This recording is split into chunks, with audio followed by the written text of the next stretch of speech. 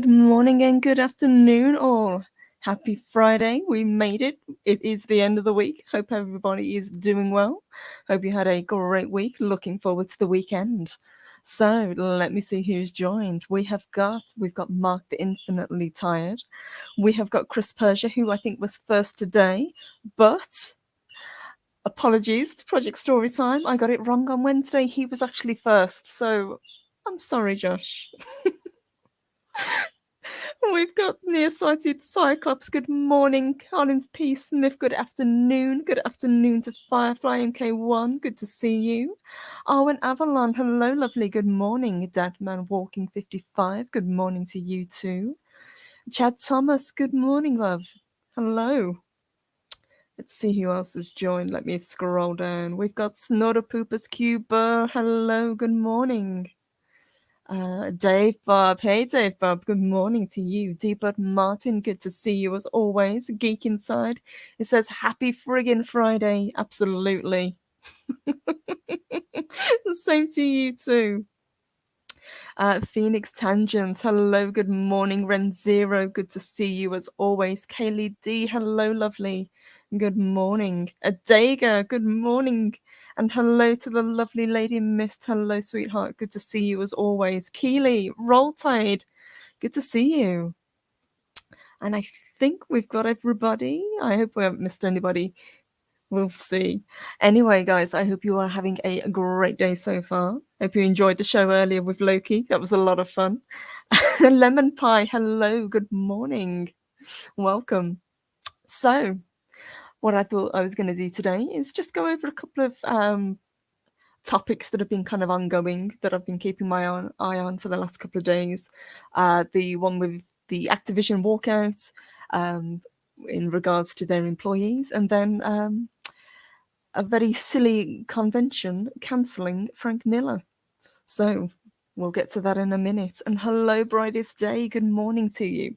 So what we will do first, we'll go over the Activision Blizzard, because this is kind of an ongoing thing. This has been going for a little while, and it's getting a little bit complicated now. So let me bring up an article that gives probably the best breakdown of what's gone on. So this came from gamesindustry.biz, and this article is from Danielle Partis, and she's kind of edited it and kind of given a really good kind of timeline. I'm not going to go through the entire thing because, as I say, it is quite complicated, but what I will do is give a breakdown of kind of what's going on and where the company stands at the moment.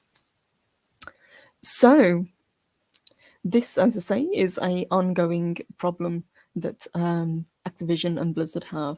The lawsuit came out on the 22nd of July, and this comes from within the company. So last week, the California Department of Fair Employment and Housing filed a lawsuit against Activision Blizzard for violations of the state's civil rights and equal pay laws. And this is in regards to its treatment of the female staff. The lawsuit is a result of a 2-year investigation into the company. As I said, this has been ongoing for a while and has sparked an industry-wide call for those in power to significantly improve working conditions for women and marginalized groups within the gaming industry. So, as I say, the lawsuit came out on the 22nd of July this year. It describes Activision Blizzard as a breeding ground of harassment and discrimination against women. It also alleges a frat boy culture of the company, where women have to continuously fend off unwanted sexual comments and advances by their male co-workers, and they are subjected to being groped during cube crawls. I'm not quite sure what that is. I'm guessing that means within the workplace, as in the cubicles where they all work, and an activity that sees male employees getting drunk and harassing women in the office. The document also highlights a pay gap across multiple roles at the company. It alleges that women at Activision Blizzard need to work harder and longer to afford the same opportunities as the male employees in the same roles. So let me scroll down a bit and see what Bungie have to say about this. So Bungie then came out and made a statement. Destiny maker Bungie in regards to the lawsuit, as well as its own internal efforts to counteract harassment. The studio, which is a former partner of Activision, admitted that some employees have also reported experiences of harassment. But the firm, it said, does what it can to push back on persistent culture of harassment, abuse, inequality that exists within the industry. In their statement, they said, "It's our responsibility to ensure this type of behaviour is not tolerated at Bungie at any level, and we will never excuse or sweep it under the rug," the company said via Twitter. Everyone makes statements via Twitter nowadays, have you noticed that? And while the accounts of this week's news are difficult to read, we hope that they will lead to justice, awareness, and accountability. So let me skip back, guys, and see what you guys are saying. Snorter Pooper says, "Sounds like a bunch of uber geek losers have finally had some power and money." Indeed. Let's have a look. Snorter Pooper also says, "Down with the Blizzard lizards." Yeah, they're getting a lot of pushback at the moment. Very, very strange to see. Nearsighted Cyclops. When Rise and Shine gets to 20k subs, the show will be 6 hours long as she greets her chat. I always love to say hello to as many people as possible. That is true. And Shad Summers says, "We're in PC hell. This sounds like the same old rhetoric. Long live Gamergate." Arwen Q crawls and make that sound like men literally went from cubicle to cubicle groping women. Ew. Yeah, that does seem like that's what they're implying, doesn't it? Yeah, they didn't. I've looked into it and they haven't really elaborated on what this actually is. That's just what they've called it in quotations, cube crawling. Let's see what else we can see. So obviously there's been a lot of blowback from this. Gaming outlets halt Activision Blizzard coverage. Following the lawsuit, several gaming outlets pledged to stop covering and promoting Activision Blizzard titles until changes are made. The Gamer editor-in-chief, Kirk McNeid, shared his decision to do so via Twitter. Again, Twitter. "We're going to stop covering Activision and Blizzard games until there's some real change and this gaslighting bollocks ends." Wow, that's an official statement, guys. "We'll cover the ongoing news regarding the current story, but we won't be covering the games." Okay, so they'll cover the drama, but they won't promote anything. People love drama, I guess. Blizzard president J. Allen Brack acknowledged the extremely troubling hurt of the employees and allegations detailed in the lawsuit. Brack's internal message was a notable contrast to the original external response from Activision Blizzard. He added that while I can't comment on the specifics of the case, it's an open investigation. What I can say is that the behaviour detailed in the allegations is completely unacceptable. I'd be very curious. I mean, I don't think that they will ever release all of the information about what's gone on because this is an ongoing case, obviously. But perhaps when the case is either settled or something comes to a head, then we will have more details about what exactly went on, or if there'll be a whistleblower, perhaps, come out. So one of the things that happened was the Activision employees planned to do a walkout, which they did on the 27th. So on the 27th of July, staff at Blizzard campus in Irvine, California took part in a walkout protest against the company's leadership. They also released a statement. Demands for the strike also encouraged anybody wanting to support from afar to donate to a chosen list of initiatives. And Activision, and Blizzard in particular, they've been hit quite hard over the past few years. They're not the powerhouse that they once were. You can see this most in the World of Warcraft games. People are not as into these games as they used to be because of how they've been managed. And I think this is just one massive blow for the company. So let's see. Developers behind the game made their own statement regarding the situation at the firm, pledging to make additional changes in both in and out of the title. And this is in regards to World of Warcraft. The team did not provide specific details as to what would be removed from the game, but fans have recently called for the removal of an NPC named after former WoW senior creative director Alex Asafabi, who was named in the lawsuit allegedly harassing women during his time at the company. WoW senior system designer Jeff Hamilton also said via Twitter, almost no work is being done on World of Warcraft right now while this obscenity plays out. So not only have they had to deal with this ongoing internal problem, there's no content being created for them to make revenue on either. So this is really kind of like a double hit for the company. And hello guys, let me scroll back up because I see you guys have been very generous when it comes to super chats. Thank you guys, much appreciated. So our first one comes from Phoenix Tangent. Thank you, sweetheart. It says, you know what they say, where there's smoke there's fire. Activision for their part did not acknowledge that they should be in a crisis mode and filed their responses after CA filed the suit. Exactly, they were very slow to react to this. I think perhaps that they were hoping that it would be either swept under the rug or that they could put enough pressure on people to maybe retract some of these statements, or while there was an internal investigation going on, that's what they were banking on. But it doesn't seem to have been the case. This isn't going away anytime soon. And I think Blizzard and Activision now know this, so they're scrambling to kind of save some face if they can. And thank you for your super chat. Thank you so much.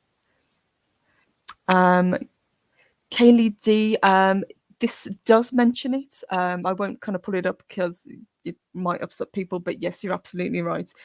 This is a very serious case if that was the case. Let's see. Good morning, Fandom Collective. Good to see you. Dave Bob says, sounds like a kid game. Oh, God. And a big thank you to Mexican Iron Man as well. Thank you, Babby. He sends in a $15 super chat. Thank you. He said there is no substitute for being a genuinely chivalrous gentleman or a true professional. These stories are horrid and upsetting. Big money reveals the worst in people that possess little to no character. Absolutely. It seems to be kind of systematic, perhaps, in this company. I would hope it wasn't the case, but it does seem to be that, there was this culture that was a breeding ground, and now it's come to light. So we will see in the oncoming weeks and months, I'm sure, what happened. And Phoenix Tangent says a lot of ethics because I went to school at the same time as that Enron happened. Yes. Good morning, speaker. Good to see you. Hello. Run Zero. The reason Activision didn't respond better is because the state of California kept their cards close to their chest. They were caught unaware. So is this more of a problem with California rather than the company? Because California seems to run on different rules to a lot of the rest of the US, from what I can tell. And this is just from an outsider's perspective looking in.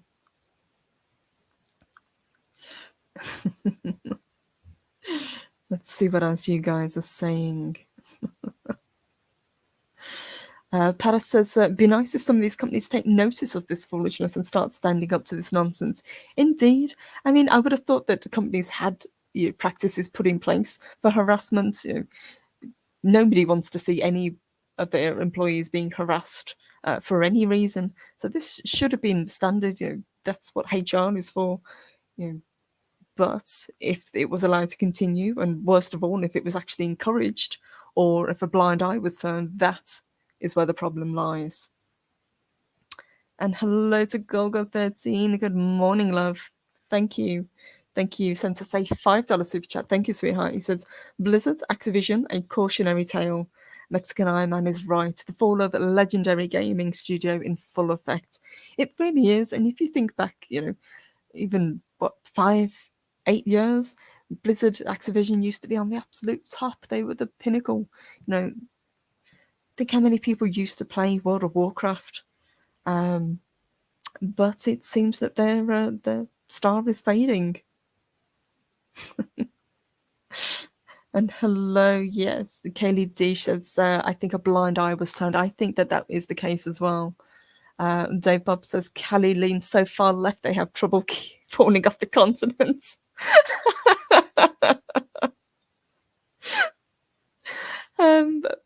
Blizzard have a recent history of controversy, i.e. the Blizzchung. Yes, I remember Blizzchung very well.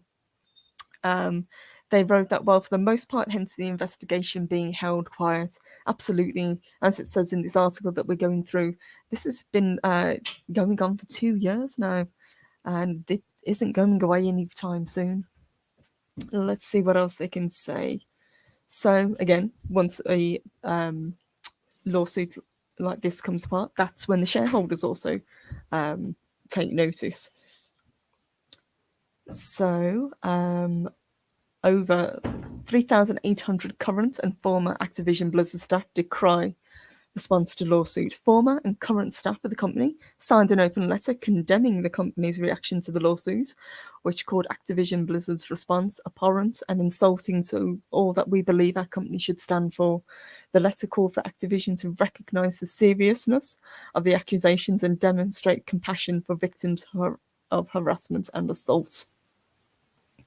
Absolutely. I think they've definitely been caught unaware if this was the case, and now they're scrambling to try and save some sort of face in light of what's come out. So we have also had Activision confirms former WoW creative director was fired over the misconduct, which was the guy mentioned earlier on in the article, who has also been removed as an NPC from the game. He was named in the lawsuit over his alleged behaviour towards women at Blizzard. The document reported he was so known to engage in harassment of females that his suite was nicknamed the Cosby Suite after alleged rapist Bill Cosby. Apparently, Kotaku has been running an extensive report on this. I won't be clicking on that because it's Kotaku, but still, I'm not entirely surprised that they're keeping a very close eye on this. Let's see, I think that's pretty much, we are now up to date with that one. So let me stop that. There we go, get rid of that. And Mexican Iron Man, thank you again. He says, I never played Warcraft, was never into D&D. My idea of fantasy games were much more personal nature. Indeed.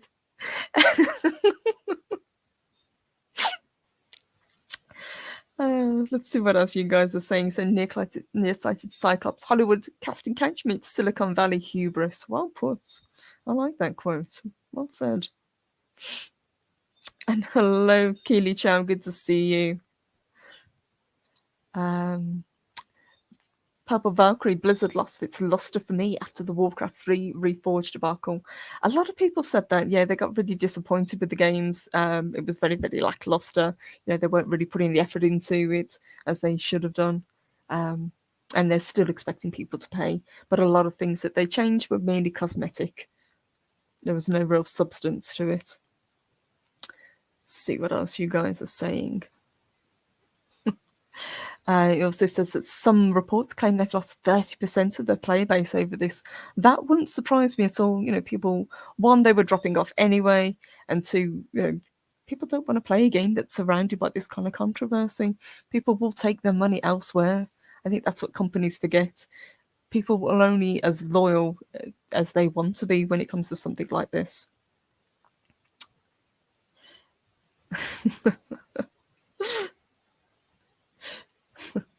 Lemon Pie says this kind of thing happens more in the States than proclaim loudly to be against it.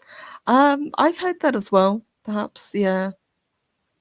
I think that could be the case too. Speak for the Dead said, I've always loved Blizzard. I still play StarCraft too. A lot of people do. You know, they came out with some great games. Like I said, even just a few years ago, they were on the absolute top. And it is sad to see a company like this fall from grace. But these are extremely serious accusations. Kelly says that World of Warcraft is a good game. I played it when I was a little kid on my oldest brother's account. And then I played it recently for a little bit. I like games like this. I like games that kind of you can just immerse yourself in, and especially with what's gone on in the past 18 months, people need some sort of escape, and people have these games as that. This was one of the few places that you could probably go where you weren't being bombarded constantly with being told to be better. Mexican Iron Man, you will never be banned from this channel. It's not going to happen, Bappy. Don't you worry about that. Uh, I walked away from WoW at Cataclysm, came back briefly for Legion, then left again after Blitzchung. That seems to be a lot of people. They kind of come back when they do something, that is good. But I think this Blitzchung thing really did rub a lot of people up the wrong way and saw them for the company that they actually are. And at the end of the day, a company does just want to make money. And Daybob says when the pocketbook gets hit, that gets their attention. Absolutely. Oops, it skipped on me. Sorry, GoGo13. Let me scroll back up and get that. Thank you, honey. He says, all I will say is that 600 plus mod hours Skyrim, that's all. I'm still playing Skyrim. Even after all these years, I am still playing Skyrim, especially with the mods, absolutely. I don't think that they will ever capture the magic of Skyrim, no matter how much they try. But yeah, 600 plus hours, yeah, absolutely right there with you. And that's the thing with the games, you go back to play games that you love. I was playing, and I haven't really got time to play games at the moment, but Red Dead Redemption I'm still playing, and I ideally wish that they'd had a private online the way they did with the first Red Dead Redemption, but it's still fun to play. And I love the story, so. Oh, I just saw a good comment. Yep, I dropped WoW around 2010. The game was boring after Cataclysm, never came back. That seems to be kind of consensus for a lot of people, especially people that were there from the very beginning. They played these games right from the start. Phoenix Tangent says, who knew that Warcraft 3 would span 2 new genres of games, indeed. And Arwen's a fan of Skyrim as well, absolutely. And Neverwinter as well. I think we were talking about that the other day as well, weren't we, hon? So there are still great games out there. Firefly says, found a way to play privately on Red Dead Redemption Online. Oh, okay. Have to let me. I mean, I like playing, in the open world, but I always like just being able to mess around in a private lobby as well, without having to worry about being shot in the head whilst I'm doing missions. And Mark says, picking up the Final Fantasy bundle. Yes, that is a great buy. That should kill a lot of hours having fun. Retro gaming is where it's at. Absolutely. And that seems to be the case with a lot of things. We've said that with pretty much all media at the moment. It's going back to the things that we loved. And Armin says, yes, Neverwinter, Lord of the Rings online. Absolutely. There's loads of great MMOs out there if people are into them. There really is. There is no shortage of games to play if that's what you like. But it does seem, unfortunately, that Blizzard, they are in a hell of a lot of trouble over this. And Kelly says it is sad that they don't seem to care about the seriousness of the accusations until it's brought to court first. If only the bosses cared first, then they wouldn't have been able to consistently happen in their workplace. Couldn't have said it better myself, absolutely. These companies are supposed to have guidelines. They're supposed to have, laws within the company against these kind of accusations. And the first time it was brought to them, it should have been dealt with immediately. This is a very, very serious accusation. And as Kaylee said, somebody sadly lost their life over this. So this is a very, very damaging and damning thing to happen to this company.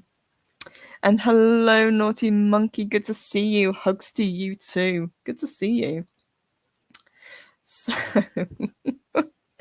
So guys, the second thing that I wanted to talk about today is actually about cancel culture and how it can backfire spectacularly. on people.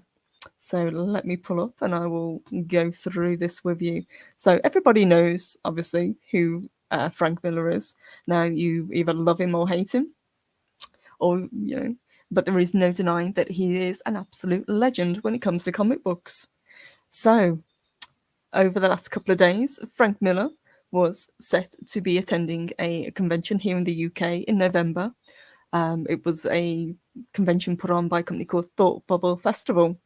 I've gone through their lineup. It's Frank Miller, had he attended, would have been pretty much a sore thumb sticking out, because across the board, they're very woke. All of these other guests, I mean, their next biggest guest that they have now that Frank Miller is cancelled is Gail Simone, for example. And everybody else I am really not familiar with. So let's go through this and I will give my thoughts on it, because this is actually a convention that I've been keeping an eye on, and had he been there, this is probably one that I would have gone to just to get the chance to meet him, just to get the chance for him to sign 300 for me. So, Frank Miller no longer attending Thought Bubble after creator boycott. Earlier this year, Thought Bubble, the Yorkshire-based comic book festival that's become the premier comic convention in Britain, and this is comic book based entirely. It's not like a Comic-Con. It's all about within the industry. It's about artists. It's about writers. So that's why that's the case.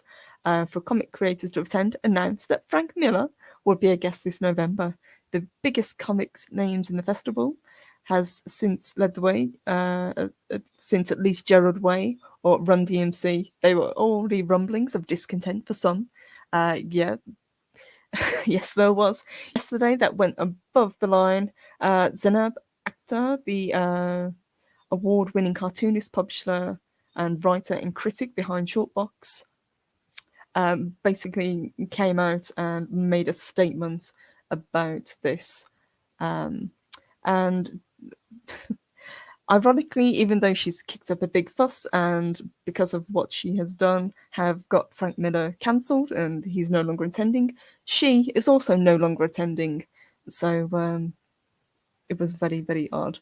But I'll read you her statement and then we'll go on to what they actually did and what the backlash was from people who were going to attend. So she said in a statement, "I am sorry to inform you that Shortbox and I will no longer be attending Thought Bubble Festival this November. I was invited as guest in 2020, which rolled over to this year. I've been excited to attend, represent my authors, and share our books with readers after almost 2 years of no conventions. However, as a proud Muslim woman, I cannot in good conscience attend a festival that deems it appropriate to invite and platform Frank Miller, a person who is responsible for the propaganda of abhorrent anti-Muslim hate, particularly via his work." Now, the work that she's talking about is Holy Terror, and we'll go into that in a little bit as well. Anti-Muslim bigotry is repugnant and condemnable, yet it has been so deeply rooted, so widely accepted in society that it's not even given a cursory consideration. As evidence once again in the situation, I cannot comprehend time and time again festivals and communities within comic espouse values regarding inclusivity, diversity, comics being for everyone, zero tolerance on hate, but all that lip surface evaporates when they are asked to enact some of those values. So she kicked up a massive stink about this, and this is why. Frank Miller's graphic novel in response to the 9/11 events, and this graphic novel came out over 10 years ago now. It was his response because he just couldn't cope with what happened. He had to get this out some way, and the way that he did it, he made Holy Terror, a book that was very unpopular when it first came out and has remained unpopular. And Frank Miller himself has said that he regrets making it now. He won't kind of dial back and say that it shouldn't have been done, but he said that the way he looks at things now have changed. He's not the person that he was when he wrote this. Incidentally, I did check today, and Holy Terror is actually sold out on Amazon. So I think it's backfired a little bit because people are now picking up this book to see what it's actually about.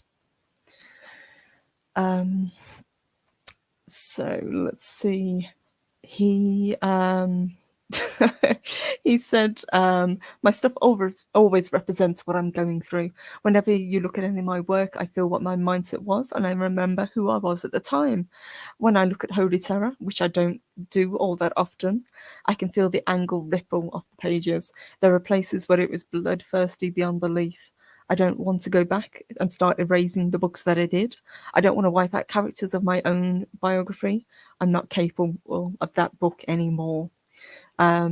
But that's not good enough for people, just because he is remorseful about doing this book, but he won't kind of pretend that it wasn't written, and good for him for that. They still want him cancelled over this.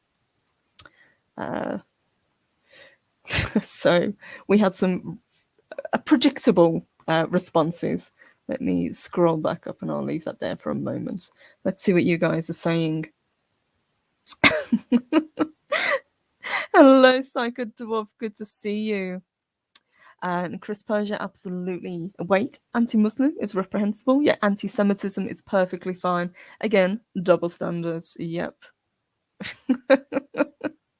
And Kitty Chow, I did like most of Frank Miller's early work. I did too. I'm actually a big fan of Frank Miller. I think he is a good writer. Is he polarizing? Absolutely. Is Holy Terror a good book? No, it is not. It's not a good book. I can't recommend it. But at the same time, there are a lot of writers out there who have done books that they are probably not proud of, but his reasoning behind it is solid. This is just a way. It was probably cathartic for him. He had to somehow get this out. He had to get what he was feeling out.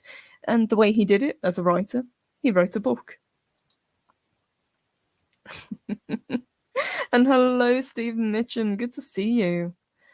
Dave Bob says Frank Miller's my age, but he looks like he's 80. He really does. He looks terrible. I mean, that thumbnail that I used today, you can definitely see it. He looks 20 years older than he really is. And that's his own problem. That's his own fault. He's never really kind of shied away from the fact that he hasn't exactly looked after himself over the years. But I think that's where a lot of the anger has come from.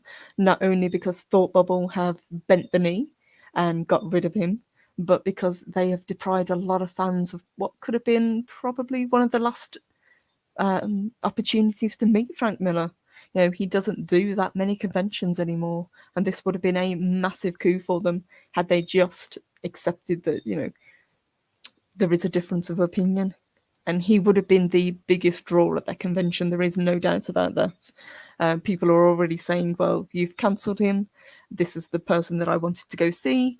I'm going to get my money back. And if that's how people want, I fully support that. I didn't buy the tickets, but like I said, I was watching the convention. It would have been something that I probably would have considered doing. But it was a little bit too far ahead to plan ahead because we've still got a few months when it would have taken place. Frank is getting up there in years, not going to be going to Britain many more times. Exactly. Absolutely. And Ren Zero says Miller wrote Robocop 2. He had such a bad experience with Hollywood over that he walked away and didn't return until Sin City. Indeed. Absolutely. Good to see you. So let me share something else. If I remove that, what I will do is I'll share Thought Bubble's actual response to this debacle, and it had me laughing, I've got to admit. It was a predictable. So this is their response. Let me pull this up. So they did a full statement, but this is the one that they put up on Twitter. Over the last 14 years through Thought Bubble, Thought Bubble has grown into an amazing community of comic creators and fans who we love, trust, and respect. We have let you down, and in our commitment to maintaining Thought Bubble as a safe space for all, we have fallen short. We exist to share the art form and its worlds with people. If any individual, group, or community feels uncomfortable or excluded from our show, We failed. We know that many of you are disappointed in us and have been expecting a comment on this before now. We are sorry for our silence while we've been trying to fix this. Frank Miller will not be attending Thought Bubble. We are deeply sorry, particularly to those who we should be standing up for the most. We hope that you can give us the opportunity to make this better, and we thank you for holding us accountable. We know there is still more to discuss, and we will be relying on those. We will be replying to those who have been in touch. We hope you can bear with us while we do this. We won't let you down again. Yours, Team Thought Bubble. And guys, is that not the most grovelling, snivelling, pathetic, please don't cancel us response you've ever read? And predictably, it wasn't enough, because the people that have been the most vocal are the ones that are saying, do better. So I've gone through most of the comments on Twitter, and it's been an absolute hoot to read. There are people saying that you never should have had him in the first place. What were you thinking? There are people are telling them that you never should have even entertained the idea of someone as polarizing as Frank Miller coming to this, because it's not safe for people. I mean, really, a comic book creator at a comic book convention not being safe.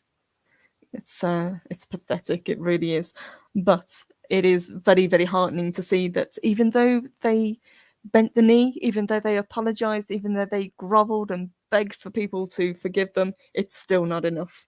They knelt down, and now they've had their heads cut off by the people who they thought were going to support them. So moral of this story is, don't ever apologize. And at the end of the day, the lady who instigated this is still not going to attend. So I'm not quite sure what they thought they were going to get from this. Arwen says, we grow, we change. These people allow no grace for this. Absolutely. Once you've done a bad deed, that is the only thing that you're going to be known by. Paris says, Frank Miller is a cuckoo pants. There, I said it. I sound like Mr. President. Sorry, I've been away for so long, I won't let you down again.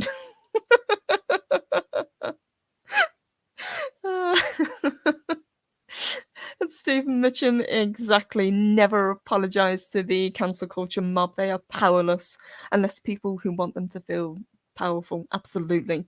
And basically what happened here is they smelt blood in the water, and they have gone for it like a school of piranha. They have ripped this to shreds. And I hope it really hits the convention and teaches them a lesson. Project Storytime says one open Istophoberies, and just like that, a legend gets cancelled. Absolutely, yes. And this is a lady who has a history of bringing up these complaints. So this isn't anything new. She always kind of brings up this kind of anti-Muslim rhetoric. It's a victim mentality that she is firmly entrenched in. I'm not familiar with her work, and to be honest, I'm not inclined to really look into it either. But Frank Miller, I do enjoy his work. So Arwin says, so he actually wrote this 10 years ago and said it was not something he's proud of, but because he doesn't want to completely get on his knees, they don't want him there. It sounds like a them problem. Absolutely. Yeah, he's, as we saw with the comment that he made, he's not proud of it, but he's not going to say it doesn't exist either. And as I said, is it a good book? No, I can't really recommend it. It's not his strongest work. It's very, very visceral. It's something that clearly had a huge impact on him, and the only way that he could deal with what happened is by writing about it. I hope it exorcised whatever demons he had about it, but he will not disavow that he wrote this book.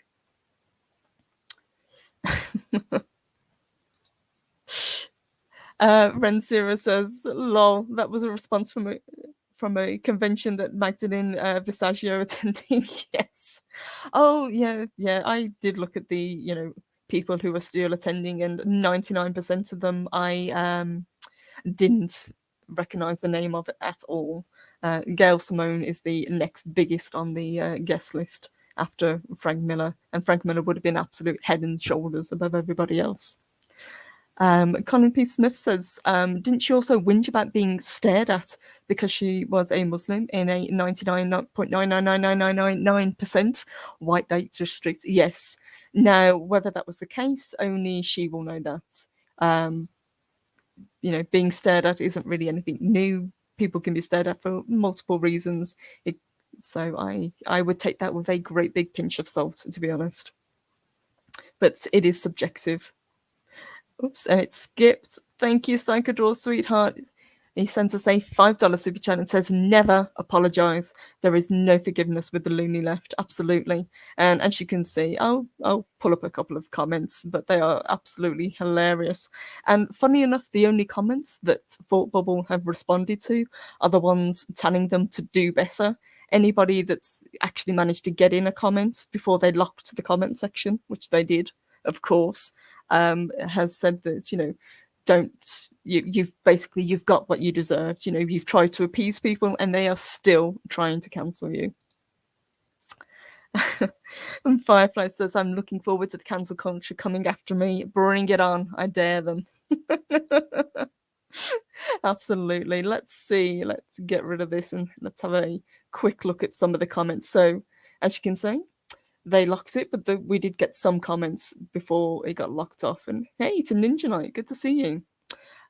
So one of the comments that I really liked, note you're getting exactly the not good enough response you really should have expected from these monsters. You're trying to appease. Good. You deserve each other for your cowardice. Well said. And this is one of them. You should have taken your creators holding them hostage for you to understand why inviting a raging bigot was a bad thing. But I'm glad the penny finally dropped. Please apologize to Zenib. She endured horrific abuse. At least she deserves a public apology. And then all of these comments, anything that's basically telling them do better, that's all that Thought Bubble responded to. Too little, too late. There you go. This should not have resorted to being called out in public. Do better. Research your future guests. You had plenty of time to take care of this. It was only after it was made public did you take it seriously.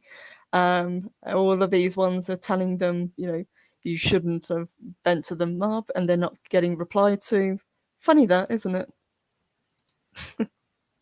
So what do you think, guys? Candy says it's kind of scary though how many companies actually listen to them when they want somebody cancelled. It really is, yeah. And I would be curious to see how many of these people raging on Twitter were actually going to see this convention. I think a lot of the people that were actually upset that Miller got cancelled were genuine fans and people that would have actually spent money, to get him to sign something, to get an autograph, to get a photograph, whatever it was that they wanted. But unfortunately, because the convention bent the knee, they will not have the case. They will not have that opportunity. Chris Persia, like Scott Snyder, who has bent the knee so far, he's in Dog Zika. Oh my god. Gail, who couldn't even write simple Firestorm comic, and EVS had to help. Simone and G. Willow Wilson, who wrote the horrible Miss Marvel. Yeah, like I say, I've looked at the guest list. It's nobody that I would be excited about. It's certainly nobody that I would travel up to Yorkshire to go see. I really hope that Frank Miller does come back to the UK soon. But as was pointed out, his health is not exactly the best. And I think that this will, I don't think he'll be particularly bothered about it. This will probably just roll off his shoulders, but it is a shame, mainly for the fans. Snorter Pooper says I get stared at all the time, but a polar bear pushing a grocery cart is a little unusual. Indeed. And Pod Racing Palpatine says people stare at me all the time. I think it's because of my unlimited power.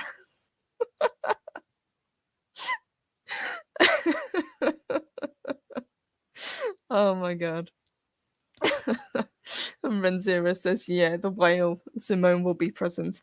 Get your harpoons ready. Keely says, there she blows. Yes, not enough to want or warrant me going. That's most definitely.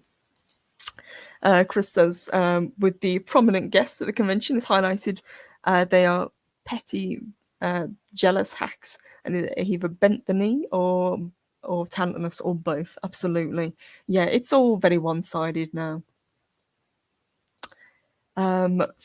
Phoenix Tangent says Eric July is enticing comic pros to come and do art for him. I think he should offer them to do art under the pen name. That would be pretty cool. Absolutely. Eric July is an awesome guy. Project Storytime says, well, Simone will be there. Sign me up. Oh my god, you guys.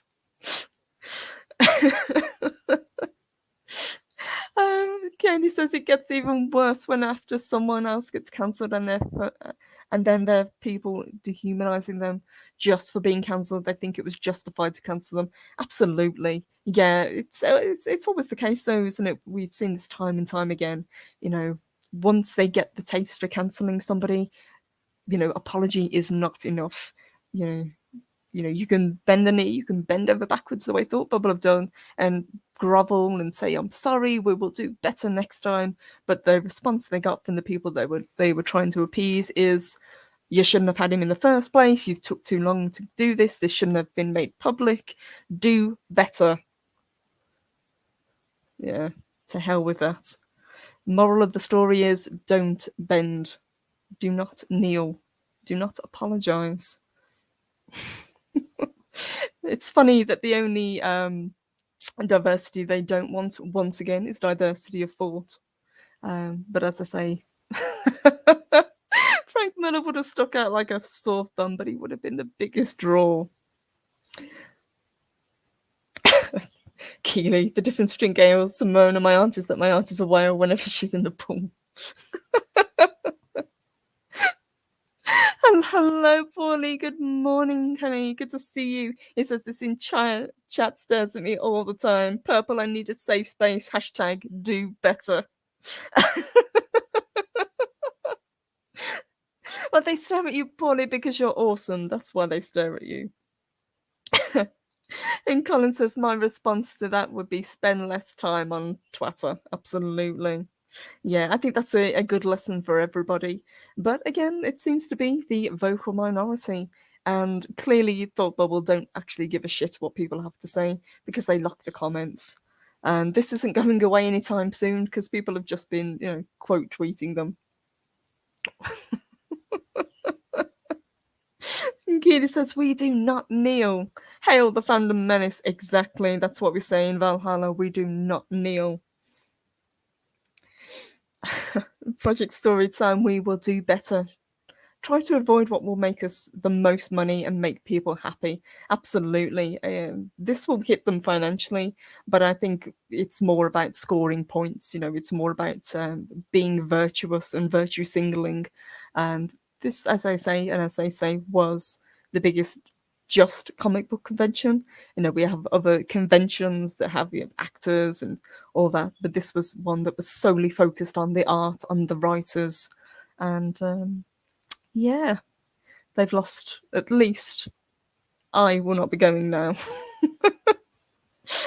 A lot of you say you're not using Twitter. That's probably wise. I actually like Twitter. I don't generally have any problems with it, but I only use it for promotional reasons. I use it as a tool.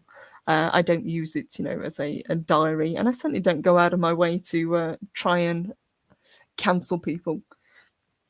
Jamalis, hello, good to see you. He says, you know, it's a good day when Purple streams. Oh, thank you, honey. It's good to see you. Mark says Twitter is a fun place to be entertained. Oh, yeah, there's some crazies, and reading through that thread, I was definitely entertained. I don't think Frank Miller's going to be particularly bothered about it. I don't think it's even kind of registered with him. It's just something that he said he was going to do. They did actually come out with another statement on Twitter. In a tweet, they said, we have been reading the comments directed to Zanib Akhtar. We are devastated and disgusted to see such hate. This is our fault. We made the mistake. Please direct any anger at us. We are deeply sorry. Where? And again, this one, strangely enough, they didn't lock the comments, which I thought they would have done. But this is the chance for people to tell them exactly what they think. And what they actually think is they made a stupid mistake in cancelling him. They should have just gone ahead and keep him as a guest.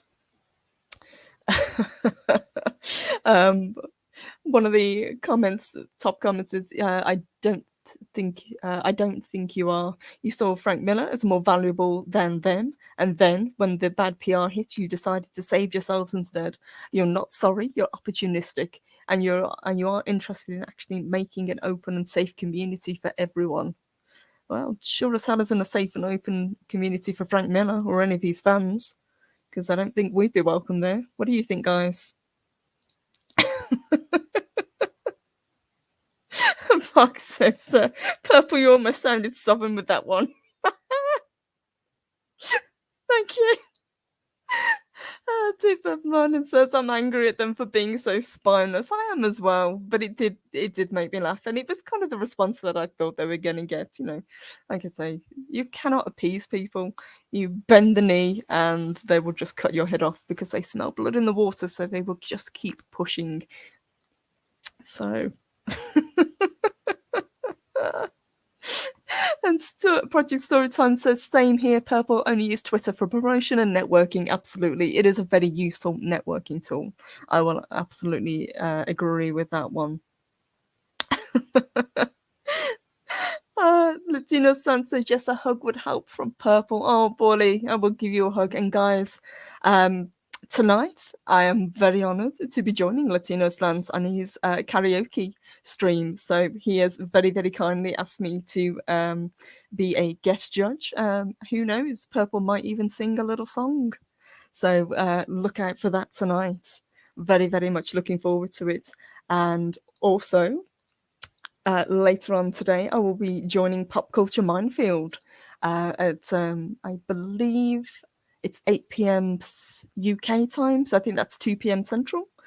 So in a couple of hours' time, I'll be joining those guys as well. So busy day for Purple today, but very much looking forward to getting to chat with everybody.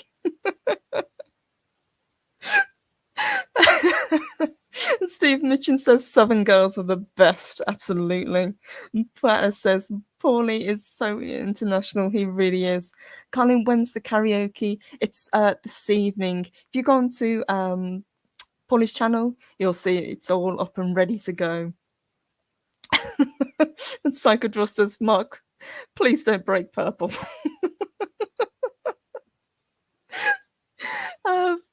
Frank Miller's fans will be screeched at the whole time they're there. I bet not many people will go. I don't think so, because if that was their sole reason for going, where's the draw? Who else in the same caliber as Frank Miller was going to be there?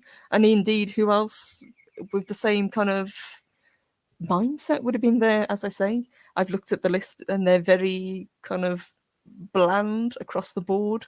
A lot of them seem to be extremely woke as well. So I think it's going to be a bit of a miserable convention, and serves them right.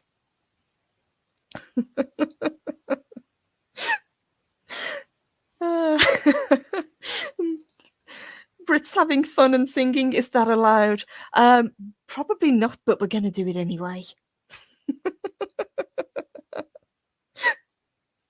And Steve says Purple's an honorary Southern girl. Eventually, I plan to visit the South. It's definitely a place I want to sing. Mark says Purple can sing. I've heard her sing a few times in karaoke. Yes, not very often do you hear me sing, but I do occasionally. So, and it's 80s night tonight, so that should be a lot of fun. All right, my loves. Thank you, guys. Thank you, everybody who joined today. You guys are the best as always. Lovely. Thank you. Big thank you, Paulie. So 5 p.m. PSD on the stand. We're going to have so much fun. Absolutely. And Chris, thank you, guys. Much appreciated. We're going to have a great time. And Paulie even sent me a awesome t-shirt that I'm going to be wearing tonight. So looking forward to that as well.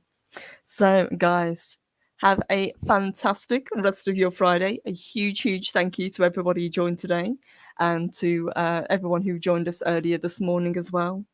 You guys take care. You are the best, and I love you all. Hopefully, I will get to see some of you guys later this evening on various streams. If not, have a wonderful, wonderful weekend. I'll be back on Sunday, and I am joined by author extraordinaire Adega Outlaw. So, I'm very much looking forward to getting to chat with him. Thank you, everyone, for your super chats. You guys are the best as always. And hello to Low Spec Linux Laptop. Good to see you, sweetheart. And JM Cruz, good to see you. Have a great day, everyone. Really, really appreciate you. And I will see you guys later. Bye. Mwah.